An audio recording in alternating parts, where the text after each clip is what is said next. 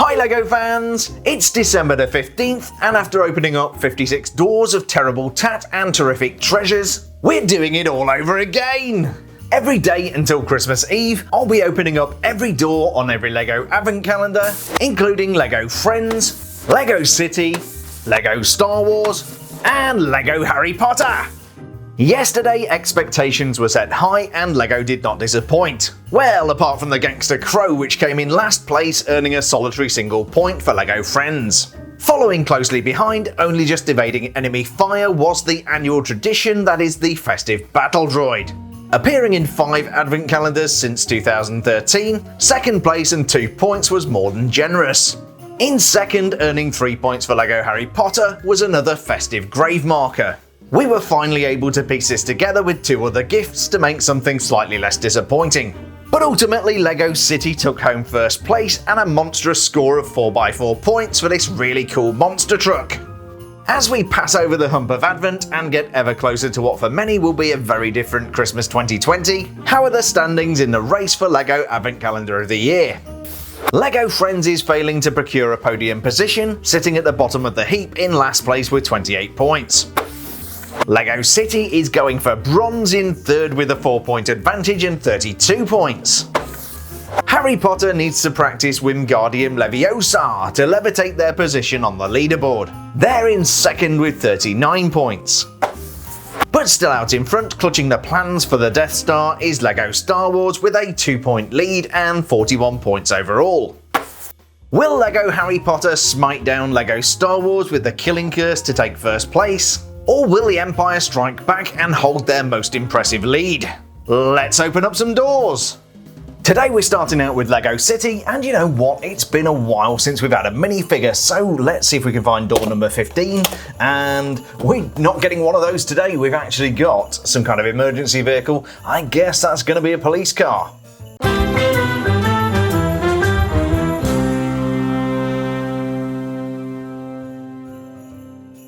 So our first festive gift for the 15th of December is this not so festive police truck. It may not be festive, but it does have a certain appeal. It actually looks like it's got a face. Hello, I've come to arrest you. Like other builds in this year's calendar, we don't have actual wheels. These are just 1x1 studs snapped to the side of the vehicle. Around the back we have a 1x2 trans-red plate for the brake lights.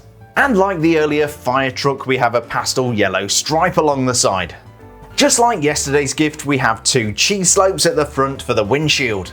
And if there was any doubt that this is a police vehicle, the blue lights on top of the truck definitely confirm it. It's not a bad little build, and I'm sure it'll pair perfectly with the printed flap on the inside of the box. But is it a strong enough gift to get some good points today? We'll find out in a few minutes. The second calendar for today is LEGO Harry Potter, and we've got door number 15, super easy to open, and we've got a minifigure, so that is one of the Patel twins. Now the question is, which one? I can't remember whether this is it Padma or Patil? Pretty. Anyway, I really should have had my notes with me. I'm going to figure this out. I'll probably check it on Bricklink, and we'll figure out which one of the Patel twins this is. Great Yule Ball themed gift today.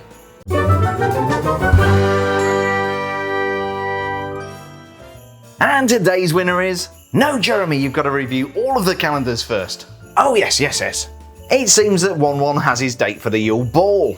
This is Padma, one half of the Patil twins, and it's great to see LEGO acknowledging some Indian heritage. Padma, just like the other witches and wizards we've had in this calendar, comes complete with a wand. In fact, she came with 4 just in case you lose a spare. The printing on this minifigure is absolutely awesome and shows Padma wearing an Indian sari. Like Cho Chang, the legs consist of a 1x2 brick and a 1x2 plate. The 1x2 brick incorporates some fantastic silver printing. The torso also uses flowers to incorporate a gilded flower design. Even on the back of the torso we have more metallic printing and a decorative sash. The dress is sleeveless, exposing Padma's arms. The really nice thing is that LEGO has respected Padma's skin colour.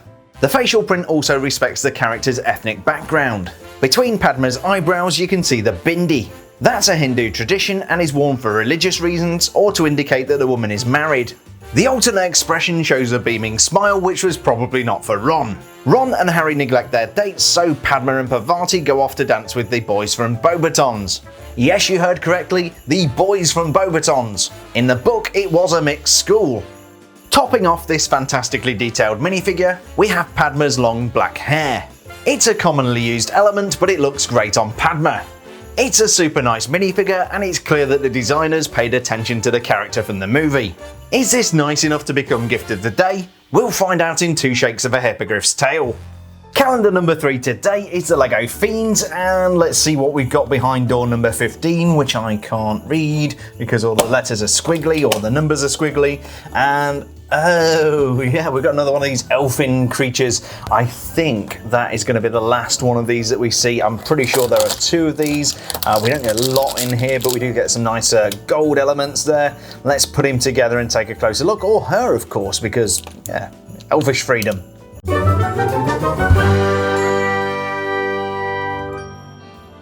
And so another one of the mystery characters on the Friends calendar is revealed. But this guy looks familiar.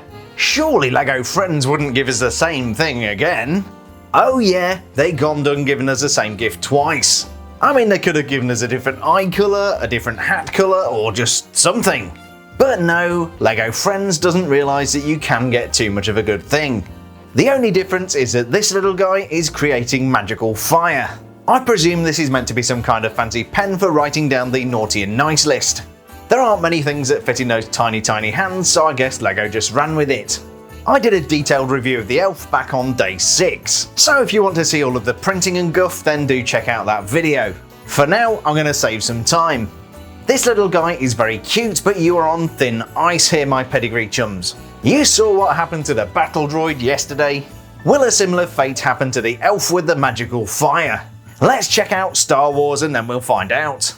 Finally, for Tuesday, we have the LEGO Star Wars Advent Calendar, and after yesterday's lackluster battle droid, I'm hoping to find something good behind door number 15. And, well, I'll be honest with you, that is a pretty good looking ship. I'm just not entirely sure what it is. I will, of course, figure that out and share that with you in moments.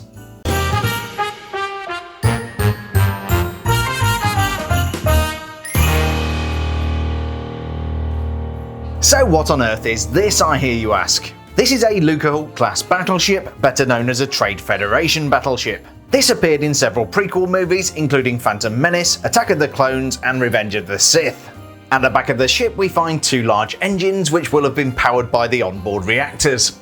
Being in micro scale, it's tough to tell, but I'm sure the stuff on top here will have been communications equipment or weaponry. The central sphere contains the ship's bridge and reactor assemblies. But the really impressive thing about the Trade Federation battleship is its sheer size. The diameter of this ship exceeds 3 kilometers, although obviously not here, otherwise it wouldn't fit in the studio. Although mostly donut shaped, donuts, you will notice a gap at the front of the ship. Each side of the void would contain 2 mammoth docking bays. I did check to see whether LEGO had ever made one of these, but so far they don't seem to have done so. Could this be a clue to something coming up in 2021? Probably not, but I'll throw it out there just in case. My main criticisms of this build would be that it's not rounded enough, and of course it didn't come from the original trilogy. How will that affect the scoring? We'll find out right now. Day 15 revealed 4 fantastic festive and fun fanciful favours. But which one deserves a well-scripted piece of alliteration, and which can only be described in terms I would have to bleep out to save the ears of our sensitive viewers? In last place, earning 1 point for LEGO Star Wars, is the Trade Federation battleship. The Herbert girls did not recognise the vast Lucahulk class battleship and cast it into oblivion. Coming third, and sure to upset the Star Wars fans, is the police truck from LEGO City. As well as maintaining law and order, the truck you never want to see the inside of earned 2 points. In second place with an elfie quota of 3 points is LEGO Friends. I was tempted to give them a lower place, but was fearful the twisted elf would use his magic fire to burn down my house. It's always a good day when you get a minifigure, but a truly magical day when door 15 reveals an exclusive Padma Patil minifigure. As well as a date to the Yule Ball, 4 points, and advent calendar of the day goes to LEGO Harry Potter. But do you agree with today's points? Should I expect a Trade Federation battleship full of battle droids from previous year's advent calendars to show up and eliminate me for casting aspersions upon the quality of today's Star Wars gift? Or should I have plucked up the courage to ask Hermione to the Yule Ball myself instead of going with Padma? As always, I positively encourage you to share your thoughts and abuse me for my poor decision making in the comments. If your comment grabs my attention, I'll be happy to feature you in tomorrow's video. So let's start by talking about yesterday's battle droid. There were a few comments but not so many haters as I expected given the third place position.